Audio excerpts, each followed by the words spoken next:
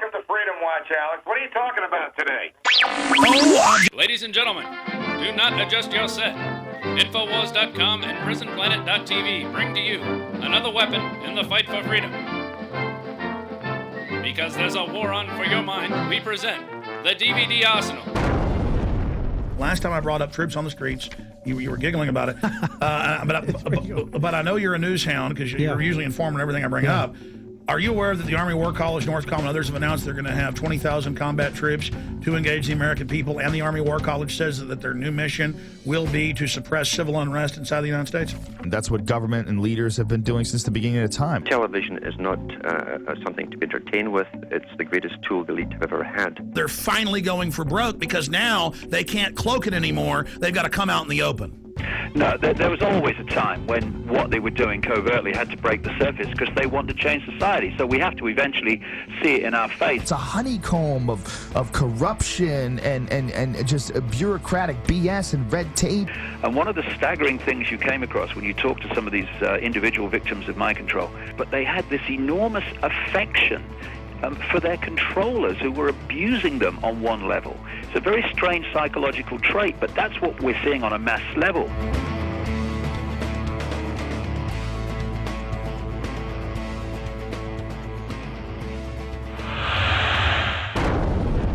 He said America will see a financial collapse that will be so great that it will take years to come out of it. How the beautiful idea of freedom the United States of America was born with has been corrupted.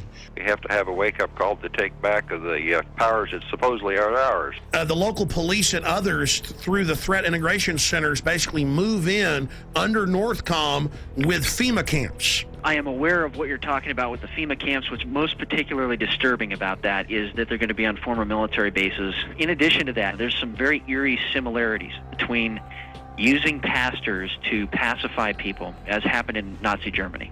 Guys, I mean, what do you think seeing this, where the Army's going to go door to door and do gun confiscation drills and hang up pictures of U.S. citizens? In Georgia, people are talking about fighting. People are talking about resisting. There's all this sense of, we know something's going on. In California, they're all very sleepy. Yeah, Obama's going to fix it. We need to trust the president. Let's give it some time. There's a real division from what I'm seeing. Most people have no understanding that the Federal Reserve is a private group of financiers. They literally run our monetary system. I've since come to understand what quasi-money is. It's you and me. It's our Social Security number.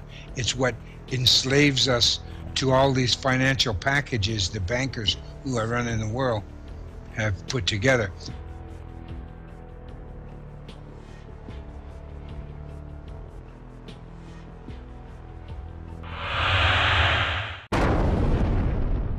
Ron Paul's introduced a bill to audit the Federal Reserve. Do you agree with that?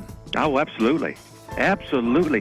The IRS is a Gestapo. You're guilty until proven innocent. As our unemployment rate approaches 10% in this country, I think that some of the candy-ass liberals in Washington, excuse my language, are even going to rethink their positions because they are out of touch with their constituents. There were these shanty towns that were known as Hoovervilles in honor of Herbert Hoover, reactionary Republican who refused to do anything about the Depression, kept talking about the laws of the free market and how you had to wait and prosperity was just around the corner. And now we have these shanty towns, and I don't know what else you're going to call them except Obamavilles. Early presidents who understood the banking system, what they warn about is the ability of the banks to produce inflation followed by deflation. Because with inflation, they make tremendous profits because of the interest rates and the compound interest they charge on the inflating economy. Then when the inflation has gone as far as it can go, they pull back credit, they constrict credit, and that causes a crash of prices. That causes a deflation. When the deflation occurs, they're able then to step in and buy up assets very cheaply, and we are seeing now the biggest deflation in world history. If it comes down to gun confiscation, which they're now proposing because of what's happening with the collapse of Mexico, they're blaming it on America. I mean, do we just say no to gun confiscation? Do we turn them in and go to the FEMA camps? Well, the thing is, they're not getting my gun. I mean, I don't think they want to come to Texas and try that. No, I agree. They come to Texas and try to confiscate our guns. They're going to be in a world of hurt.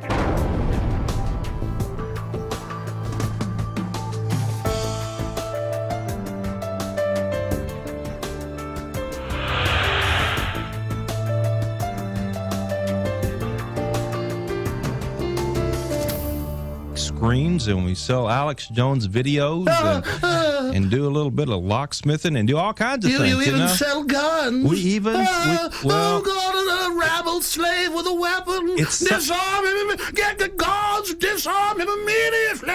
Because one of the slaves has a weapon. Raise the alarm.